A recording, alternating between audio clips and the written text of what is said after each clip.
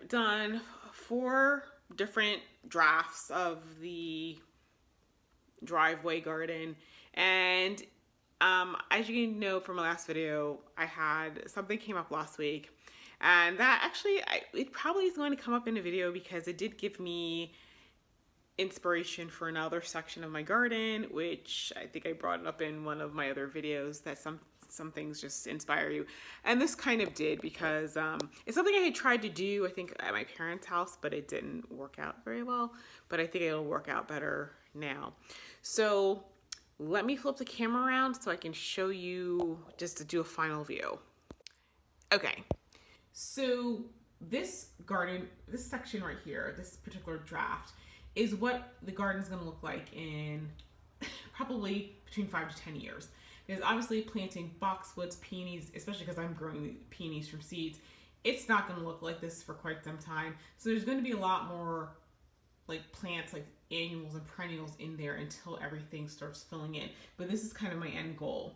Now here is the more simplistic plan. It's probably a lot easier because it's magnolia trees and hydrangeas and Munstead wood. So there is 3 seasons of interest, because obviously the magnolias are going to bloom first. Well, at least here, they do, and I think it's probably everywhere. But they're going to bloom first, then followed by Munstead wood, and then the hydrangea. And the hydrangea will kind of carry it for the rest of the summer. The thing is, although I like it and I think it'll be pretty, hydrangea hedges have been done and done to death.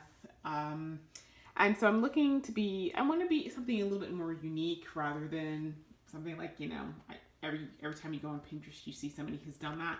So although I like it, if there's any part of this design I would keep, it would be the Munstead wood, because I love Munstead wood, and it's probably one of my favorite David Austin roses. But when I was doing the drafting, I realized that I put all these plants that I'm going to be growing from seeds, and I totally forgot to include bulbs. So over here is the spring bulb section, and I'm just going to do mass plantings. So as you can see, I kind of did them in order of height, and a little bit, there's going to be some sequential blooming. So there's alliums, which are at the back because they're tallest, and there's late tulips, and there's daffodils, and then there's early to mid blooming tulips. And at the bottom, I did something slightly different. So I have early tulips, then I've got hyacinth and Dutch iris, and then I've got anemone. I think anemone is probably the earliest one that blooms. And then with the summer, let's see, I've got some green twister coneflower. At the bottom, I've got lilies, I've got irises, and I'm going to put it's like going to be regular irises, German irises, and Siberian irises and Dutch irises, and they all have different bloom times, so they'll look nice. But around here, they do kind of start. Some of them are earlier, like in like late spring, then some of them kind of go into the summer. And then gladiolas are definitely summer, and then dahlia, once they start blooming, they're going to carry it the day through the rest of the summer. And like I said, there will be other plants in there. So I'm sure you can see there is a lot going in. And I'm sure some of you guys are probably wondering, like, well, what about root competition? So let me talk to you about root competition. Yes, you can have root competition. There is a way to address it, and the way to address it is to make sure you're properly feeding your plant and your soil. Now, you can do that through fertilizers, and there are 2 types, organic and commercial, and I'll be going over that in a different video. Probably it's going to be more in a podcast, I think. So the best way, and the way I'm going to be doing it, which is going to be more sustainable, because I'm interested in more sustainable gardening, because you know what? I don't get sponsorships and, free fertilizers. This is something I do out of my own, budget. So, I can't, blow my, all of my money on fertilizers. So I'm going to be doing a lot of composting. And so every year I'll be, adding, after the end of the season when I'm cutting stuff down, top dressing, or maybe I'll do it like the spring before it starts to make sure the compost is properly age. But you know, when you keep adding that organic matter, and like for example, you keep adding your food scraps and your eggshells, and in this case I've got a wood burning stove, so I'll be adding wood ash and that sort of thing.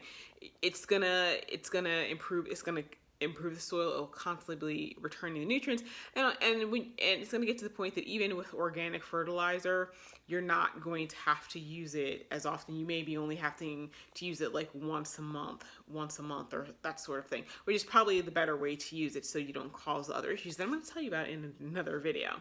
So hopefully you guys enjoyed watching that. I hope you guys did. I hope you guys found it helpful. If you haven't started planting your garden, you didn't know where to start, hopefully this gives you an idea on where to start. I know that I can be a little bit extra when it comes to planting, but like I said, I'm spatially challenged, so if I don't do this, it's gonna look a hot mess. So if you have questions, let me know. I'm going to put the link to the Vintage Gardener NJ blog in the description section. Yes, I do have a blog, because I'm going to list all the plants that I'm planning to put in there. Also, I'm going to be putting links to the Amazon pages where you can get the templates. If you want to critique it, go for it, because I did post a picture in this one group, and somebody was like, you need to slow down, girl, chill out. That's going to be expensive. And if I was actually buying all these plants, yeah, it would be. But since I'm, primarily, I'm growing most of things from seeds, obviously it's going to be a lot cheaper. So the next videos, you're going to see me prepping for spring. So then probably the next video, actually it may be a cooking video because I do like to bake. But you're probably going to also see me doing seed tape, because handling seeds can be a problem, and especially with something tiny like poppy seeds. So it's easier to do if you have seed tape. So I'm going to be showing you how to make your own seed tape. I had looked at it before to buy it. It is expensive, and quite frankly, it's really not necessary, because you have all the stuff in your kitchen to make seed tape, like paper towels, if you have newspaper, flour, and water. So it's pretty simple and it's easy. It's going to be a lot easier to handle. I used it one year when I did vegetables, and oh man, it was awesome. It was so easy. It was really, really nice, because I did square foot gardening plan, and I even have a square foot gardening plant template that I'm going to show you guys that I use when I'm making the seed tape, because you can make the tape, you can make discs. It's absolutely great. So then I'll be working on getting my greenhouse. I already have one in mind. I'm going to order it from Wayfair, and I'm going to pay the fee to have them come out and put it together for me, because although you can put the greenhouse up by yourself, because I've done that, it's much easier if you have another person, and it's even easier when somebody else does it and you can just stand around and watch. So I'm trying to minimize the amount of work I have to do, because I bought myself a chainsaw, so I got some small trees I got to cut out, so somebody else can handle putting up the greenhouse.